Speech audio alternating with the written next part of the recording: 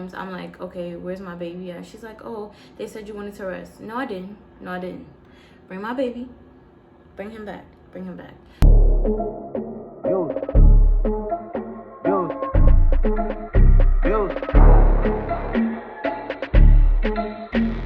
Hey girl, welcome back to my channel.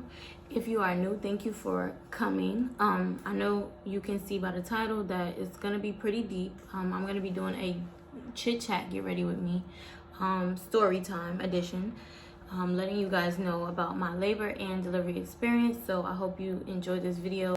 Hopefully somebody gets something from the story, or you can inform somebody else, or especially about like certain topics that I touched on in this video, like about medication and things of that nature. So I hope you guys enjoy, and let's just get right to it. So before we get like deep into the video, I want to start by saying that I do not want to offend anyone, like when it comes to me speaking about the whole like sorry, I just want to cut off my air conditioner. When it comes to me speaking about the C-section in general, like I just don't want it to come off as like, oh, you know, like I'm speaking down on it, because obviously I went through it. So I'm not bashing anybody for getting a C-section or anything like that. So with that being said, I'm just gonna get right into the story. So basically, I was at home, and I'm on the phone with my friend, right? So we're just talking or whatever, you know, like we do. Oh my goodness, like we would talk every single day. Like when I was pregnant, every single day. I mean, we still talk now, but like when I was pregnant, we would talk every single day, didn't miss a day, all day long. So we were on the phone, and I'm telling her like my underwear is wet. So I'm like, I don't know why my underwear is wet, but they are. And you know, I don't know what it is. I'm like, I didn't pee on myself, so I don't know why my underwear would be wet. So she's like, well, like she's just like, well, I don't know, whatever. So because also she had a C-section as well, so she didn't know anything about like water breaking or anything, because her water had to be broken for her. So we just continue our conversation, and then I'm laying on the couch, and I just heard like a popping noise, and I felt it also. And when I heard it, I just jumped up off the couch. So now I jump up off the couch, and I'm like, oh my god, my water broke. Because first of all, it starts running down my leg. The liquid starts running down my leg. So then I go to the bathroom. When I go to the bathroom, all of it just gushed down. Like all of it just came out. I'm like, oh my god, oh my god. So she's thinking I'm joking. I'm like, oh my god, my water broke, my water broke. She's like, stop lying. I'm like, no, I'm dead serious, my water broke. So we're super excited. Like we're literally going crazy on the phone. She's like, oh my god, hang up, hang up. So she hangs up, we both hang up. Like, and she calls my boyfriend and tells him like, oh my god, her water broke, this and that, whatever. So we're just like literally going crazy. So I get in the shower. My boyfriend, I'm telling you, I ain't never known him to come home that fast. He came home so fast. Like he got home so freaking fast. So he comes home or whatever, and he's like, how do you feel, this and that? I'm like, I feel fine. Just my, you know, like my water broke, this and that. And he actually called me before he came home. But yeah, when he gets home, he asked me like, oh, how am I feeling, this and that? I'm like, I'm fine, like nothing's wrong, I'm good or whatever. So he's like, okay. So now we wound up leaving out the house around 11 something. We left the house at 11 something. Like 11 actually, not 11 something. We left the house at 11. So we leave the house at 11, and then we get to the hospital at like 11 something. So when I get to the hospital, they're asking me like, am I sure that my water broke? So I'm like, yeah, like I never went into labor, you know, any of these things before. Like this is my first time, but I know that my water broke. So now the guy, they have me change my clothes and everything. He examines me. He's like, well, I tested, you know, like the fluid or whatever. Like he did a swab and he tested the fluid. He's like, it doesn't, like, it's not coming up as amniotic fluid. I'm like, okay, well, I know that my water definitely broke. So he's like, okay, whatever. He's like, let me just do one other thing. So he gets the like the machine to do like the sonogram, and he checks my stomach and he sees no amniotic fluid. So he's like, well, there's no amniotic fluid there, so your water had to break. I'm like, yeah, that's what I told you. But anyways, so he's asking me like, oh, how are you feeling, this and that. So I'm like, well, I'm fine. I don't have any contraction or anything. So he explains to me that he's gonna put me on Pitocin. So the whole time I'm texting my older cousin, I'm like telling her like, they're gonna put me on Pitocin. They're gonna give me Pitocin, you know, for the contractions because I'm not having any contractions. So she's like, well, okay. She's like, but I'm just letting you know that I heard that Pitocin hurts way more. Like when you're getting a contraction, they hurt way more than natural contractions because it's not natural. Like it's medication that's giving you contractions. So I'm like, okay, because I was already telling her that I wanted to try to do a natural birth. Okay, so first of all, when I first found out I was pregnant, you could not tell me that I wasn't going to be in my house pushing out my baby. You wasn't going to tell me that I was not going to not have any medication. You were not going to tell me that I was not going to be able to push. Like, I just was like, well, this is how I want to do things, and that's that I want to have an at-home birth, blah, blah, blah, whatever. Obviously, that did not happen.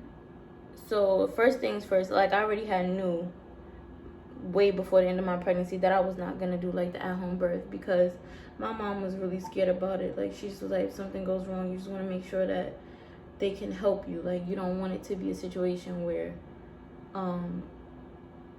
like, you could possibly die because they don't have the equipment that they need or whatever. So I'm like, okay, cool, whatever. So I didn't go through with that, right? And also I could not even find, like, I don't know if I wasn't doing my research the way I should have been or what, but it just for some reason I just couldn't find it. And maybe it all happened like that for a reason. I don't know. So now fast forward to me back being in the hospital, getting the Pitocin. They give me the Pitocin. I'm like, okay, cool. Now I'm on the phone with my aunt and my grandmother. My grandmother winds up getting off the phone. Now it's just me and my aunt. Me and my aunt on the phone. We cracking up, having a good old time. All I know is that, like, we wound up getting off the phone, and I'm feeling contraction. Like, no, she asked me before we got off the phone. She was like, so how are you feeling, this and that? I'm like, I'm fine. Like, we just laughing it up. Like, I'm telling you, like, you could not have told me that it was going to get that bad. So we get off the phone. My boyfriend is asleep or whatever because he was tired. And I'm like, yeah, you get your sleep or whatever.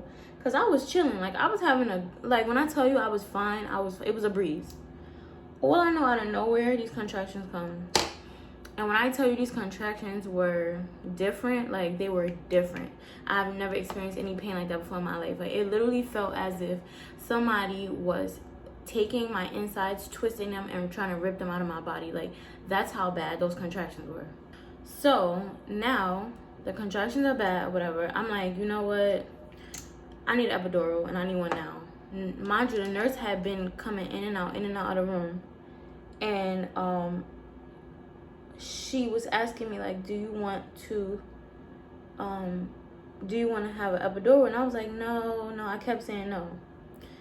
So what I did not know is that once I decide to get the epidural, like, I have to wait for the anesthesiologist, like, because they could be anywhere, you know, like, and I have to wait for the person who's on duty to come to my room. They could have been giving someone an epidural at the moment when I asked, and I have to wait maybe 15 minutes, 20 minutes, an hour. I don't know how long I would have to wait, but that's why they ask you. So it's like, when you need it, you can get it right away. So like I said, I'm steady saying, no, I'm going to just stick it out, this and that. So she's like, okay. Nobody told me it was going to get this bad, though, okay? Nobody told me it was going to get this bad. So now it's bad. So I'm telling my boyfriend, like, you have to give me an epidural right now. Like, right this minute, like, you need to get me an epidural. Figure out a way, get the epidural.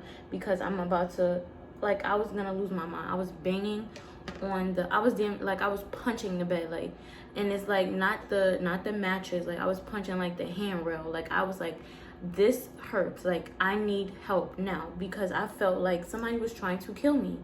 It hurt that bad. It was so painful. Like, I would never want anybody to go through that pain. It was so painful. So now that the anesthesiologist comes, they give me an epidural, fine, whatever, everything's fine. But now, mind you, when I got to the hospital, I was only 0.5 centimeters, right? So now the doctor, I'm just gonna let this sit for a few minutes. The doctor that that's been with me since the beginning, that did the exam for the amniotic fluid, everything. He's the one who's checking me, so he's checking to see how many centimeters I am. Now, this is the thing. I don't understand why we have all of these high-tech things that we have, these phones, these laptops, y'all coming out with vaccines. Why don't y'all have a machine that can tell how many how many centimeters a woman is? Because at this point, sticking your hand inside of me is excruciating pain. Like, even though I had an epidural, it was hurting. It still hurt. Like, it was uncomfortable. I did not like it.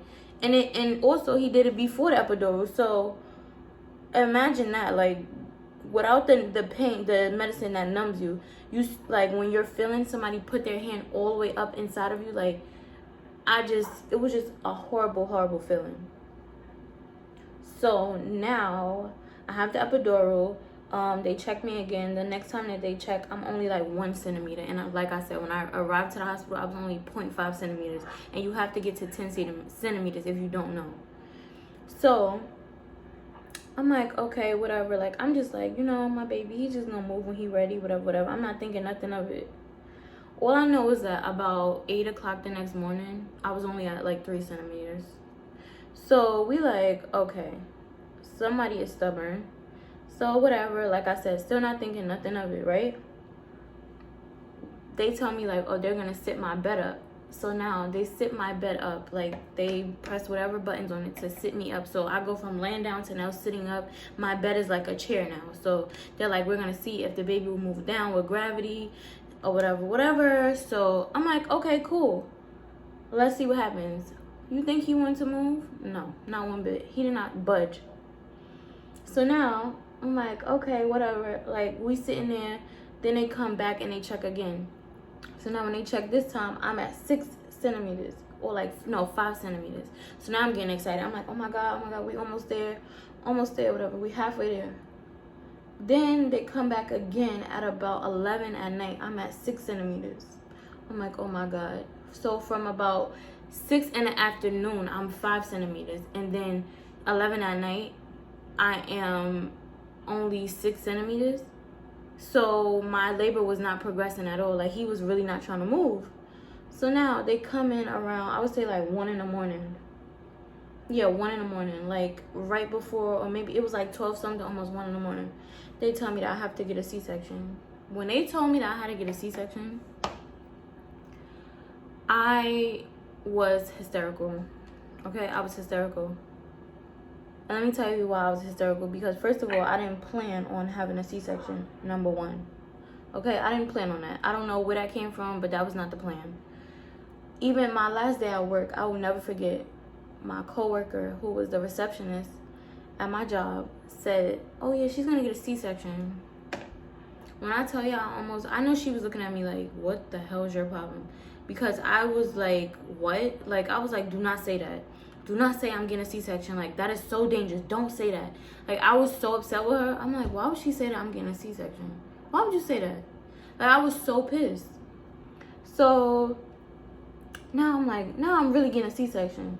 So I'm like, oh my goodness. Like, I am hysterical. Now, I did not want to get a C-section because when I first found out I was pregnant, like, I already knew that there was no, next time for me. Like, and I'm not saying that I know that for sure, because you just never know what happens. Things happen when it's unplanned, or whatever can happen. You get what I'm saying? Like, I'm not going to say a mistake. I'm not going to say accident. Things happen, and you can end up pregnant, and then what? Like, so I'm not going to say that I know for sure I'm not going to have any children, but I am taking the precautions to make sure I don't have any more children. Okay? That's what I am going to say. So, and also too, like, when I was pregnant, I was very guilty. Like, at some points, like, in my pregnancy, I would cry because I felt like I was being selfish for bringing a child into this world, because it's a lot going on right now, like, which we all know. Like, it's a lot going on, and who wants to bring a life into this world and have to be responsible for that life when this is a crazy world? The world is literally spiraling out of control. Like, who wants to go through that? So I felt guilty because I'm like, why would I even bring a human being into this messed up situation. Because who the hell wants to be here? Like, I don't even really want to be here every day. Because it's crazy. It's scary. Like, life is really scary. So I'm like, now I have to worry about me bringing a life into this world and protecting them, which I have no problem with doing. But it's just like, I felt selfish because I'm like, how I know that my child want to be here and be going through all of this? Like, I'm not even trying to be extra, but I'm being dead serious. Like, why? Like, I just felt so guilty because I was just like, this is a lot to have to go through. Like, and it's a lot going on in this world right now. So I'm like, okay, whatever. It is what it is. You're going through with the pregnancy, because I never had any second thoughts about that. Once I found out I was pregnant, that was that. I was a happy camper. I was ready to be a mom, and that's that. Like, even if I wasn't really ready, I was telling myself I was ready. I don't know really what I was, but I know I was excited, and I was like, okay, this is happening, and that's that. This is what happened. I'm not sad about it at all. Like, I was extremely happy. So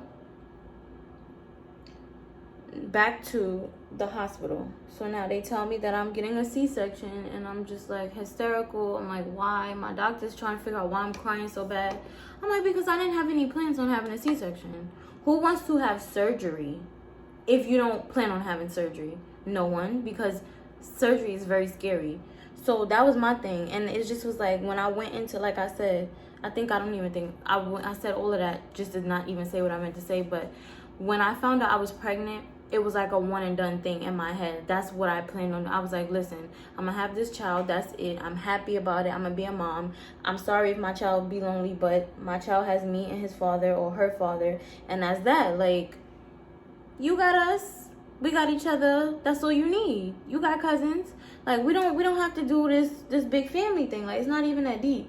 Or even have another child. Like, that's that. So I wanted to experience everything. I wanted to experience a natural childbirth. I've always wanted to give birth at home. Always. That's always been something I said I wanted to do. It just was like, that was just something I thought was pretty cool, and I wanted to experience it. And then I also wanted to push, because I had no intentions on ever getting pregnant again.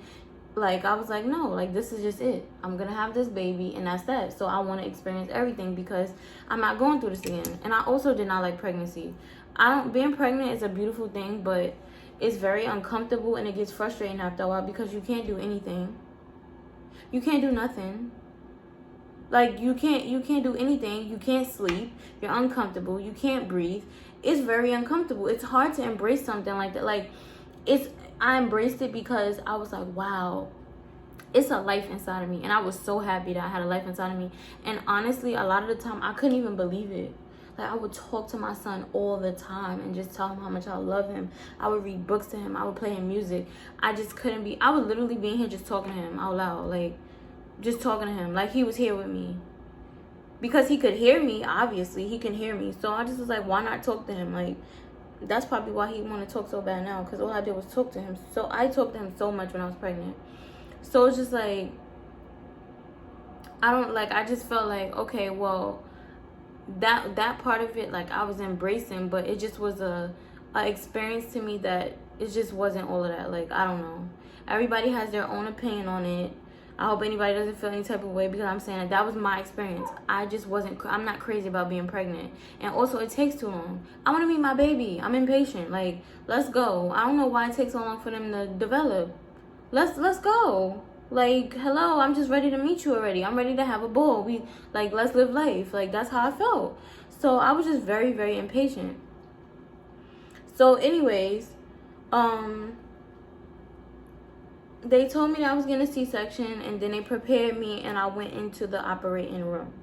So now I go into the operating room, and all I know is that my stomach felt like someone was, like, literally shaking me like this. Like, shaking. And I could not do anything but vomit. Like, that was just all. I couldn't do anything. I had to vomit. I was like, I gotta vomit. They give me this pail, and they put it on the side of my face and tell me to turn my head. So I'm laying on the table, my arms are stretched out like this, and I'm just laying back, and I had to turn my head to the side to vomit, which was horrible, because I'm vomiting, and most of it is going into the pail. But then it started going down the side of my face, into my ear, and on my hair. And I was just like, wow. What an experience. what an experience this is. Like, vomit is now in my hair. Like, I already knew it was in my hair, but at that point, what could I do about it? And I had braids. I was like, okay, whatever. But it just was it was just crazy. Okay, so that was the first thing. Now, they take my son out of me. The only thing I could say was, he's little. That's the only thing that came to my head was he's little. Like, because they told me my baby was 7 pounds my last visit. He's 7 pounds. Oh, that's great. He's going to be big, this and that, blah, blah, blah. He wasn't big. He was so small. He was tiny, tiny, tiny. And I'm like, and my stomach didn't even get very big. So I wasn't really surprised like that, but I was surprised because just like, they told me like, oh, he was 7 pounds already. So I'm like, okay, well, then I started eating like crazy at the end. So I'm just like, okay, he's going to be big. And then I started getting scared about pushing because I'm like, well, I'm about to have this big old baby. I'm going to have to push out and it's going to get real scary. However, that's not how things went. So, when I saw him, I just was like, he's little. Like, wow. What a thing to say, he's little. Like, I think I was so, the experience for me was just not good. Because I just pictured it being like me pushing, me holding my baby, me crying. It was none of that. Absolutely none of it. Like, it was none of that. Even if I did get a C-section, it was like, okay, get a C-section, hold your baby. I couldn't even hold my baby because I was shaking so bad to the point where they were like, oh, you can't touch him. You can't hold him. Like, what? I just carried this baby in me for 9 months and I can't even touch him. It just took away from the whole experience. Like, I just was like, this is what I've been waiting for. And this is what it is. Like, this is the outcome. It was just, when I tell you, I don't want to say it was terrible because I just don't want to say that. But it was just not what I thought it was going to be at all. I don't want to say it's terrible because at the end of the day, like, I have a beautiful baby boy that's healthy. And I don't want to say that me meeting him was terrible. It just was not what I expected. And it just shocked me. Like, I was in shock because I just was like, what is happening? Like, that's the thing. I didn't understand what was happening. I was just like, what? So now they sew me up, and now they take me to the recovery area. So they take me to the recovery area, and then the nurse comes over, and she's looking at me. No, I'm skipping a part. They take me to the recovery area, and now they're showing me my son, and I'm like, oh my God. Like, I'm still in a daze, honestly, because I was on so much drugs. But I was just like, okay, wow, that's my baby. And they're still telling me that I can't hold him because my hands were like this, literally like this, like out of control. Like, I could not stop shaking for nothing. I could not stop shaking. I don't know how I did it, but I got them hands steady and under control because I wanted to hold my baby. Like, it was just crazy to me. I'm like, I still can't hold him. Like, this is insane. She was like, oh, you can't hold him because you're shaking too much. And I'm just like, are you serious? I was just pissed. So I wound up being able to control my shaking. And I didn't even feel cold. So I don't know if maybe I was cold or I don't know what the heck was going on. But I was just shaking a lot. And they said that that's something normal. It happens, whatever. And I'm like, okay. But I stopped shaking. I got to hold him. They tried to get him to latch. He did not latch, like only just a little bit. And then they were taking him to the nursery because he was underweight for his age, for his gestational age. Okay, whatever. Because whatever, like I said, like 6 pounds is not, okay, whatever. Because I was born 2 weeks early and I was 5 pounds. So yeah. Okay, I don't care if that's what you want to say, but okay, whatever. So anyways, they take him to the nursery, and then it's a nurse that comes to check on me, and she's like checking my pad, and this is where everything went left. She checks my pad and she tells me like, oh, it's like I see like a lot of blood, but I don't think it's anything to worry about. It looks like it's a little bit more than it should be, but I'm not really sure, so I'm just gonna check. I'm like, okay. So I'm just gonna double check with the nurse and the doctor. I'm like, okay, cool, whatever. Like I said, I'm basically out of it, so whatever she was saying to me really wasn't registering like that anyway. I just was like, okay, whatever. Like, I didn't really think anything of it. I didn't panic. However, I should have been panicking because it got real. So my boyfriend can see everything that's going on because he's on this side of me and he's looking when she like removed the sheet and was looking at my pad, and it was drenched in blood. Okay, that's what he said. It was drenched in blood to the point where it was blood on the bed.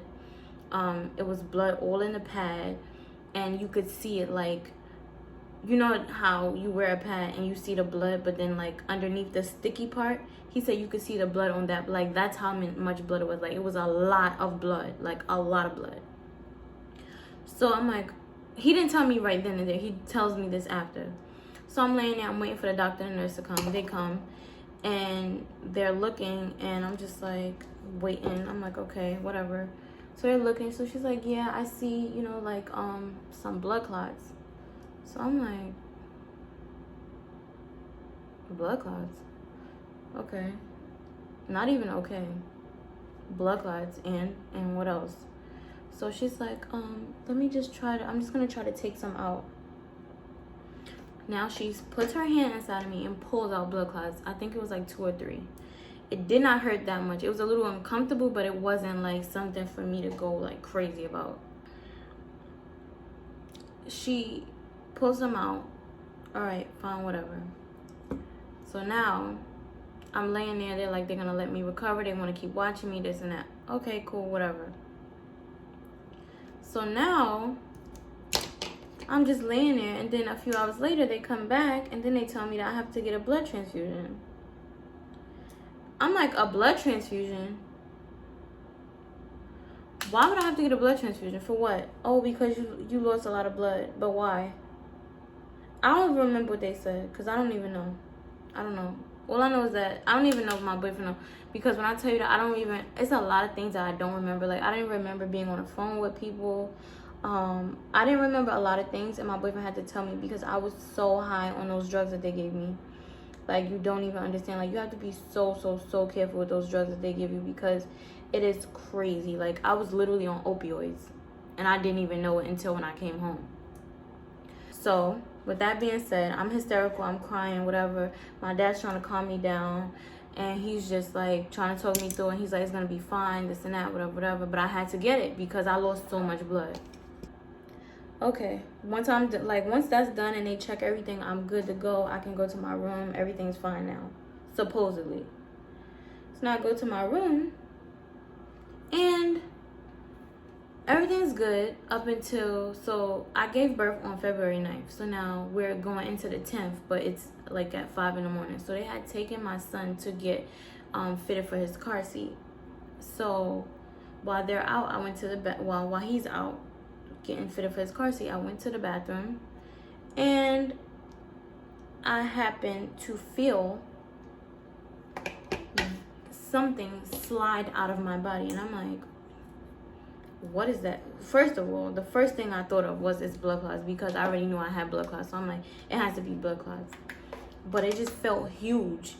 Like, I could feel that they were big. And if I can, like, if YouTube doesn't, like, I don't know what are the guidelines or stuff like that, but if they allow me to, I will include the pictures in this video. If not, then I'm sorry, but I will. If I can, I'm definitely gonna put the pictures in the video. But they were literally the size of my hand. Like, the blood clots were the size of my hand. They were huge. So I feel them fall out of me when I'm using the bathroom, and I look in the toilet, and they are huge. Okay? Huge, I tell you. So I'm like, okay, I'm gonna go get a glove. I went to go get a glove, and I put on a glove. I dig my hand in the toilet, and then I put the blood clots. It was 3 of them. And some little, like, brown thing. I don't know what that was. I don't know. But I picked them up out the toilet and put them in, like, it's like a bucket thing that they have. Like, sometimes they have people like urinate in it or move their bowels inside of it so they can test it or whatever. But that was in the bathroom, so I just used that and put it in there. And then after that, I went to the bathroom. I think I had told my aunt, because I was on the phone with her. Yeah, I had told my aunt, and then I had went and took it to the nurse. So I told her, I said, I have blood clots. Actually, I didn't take it to her. I went to her. I called her. I rung the thing, and she came to the room, and I said, I have blood clots. And I showed her the bucket. She took it. She let the doctor and the nurse know when they came in. And then this is when it got really, really bad. So, like I said, first of all, I was already like trying to figure out what was going on because my son was not back in the room. Another nurse comes. I'm like, okay, where's my baby at? She's like, oh, they said you wanted to rest. No, I didn't. No, I didn't. Bring my baby. Bring him back. Bring him back. Because I didn't say anything about resting. I'm gonna rest with him in his room. Bring my baby back in his room. He don't need to be in the nursery. So I was like, oh, like, it was already that. I'm like, where's my son at? And then I have blood clots flowing out of me, and I'm like panicking. So now the other nurse, she goes and gets my son, and then around about 5 or 6 in the morning, the same doctor and nurse come that was the ones that were with me when I was in a recovery area that took out the blood clots. So they're standing there, they're saying that they bring the machine again, they're looking, they're like, oh, I see one here, I see one here. This woman takes her hand and shoves her, not like shoves it, but like goes inside and pulls blood clots out of me. But the difference was that this time it was so bad. It was so bad that I was crying so hard because it felt as if she was taking something out of me that was not supposed to be taken out of me. She put her hand so far up. It was just too much. Like, it was excruciating.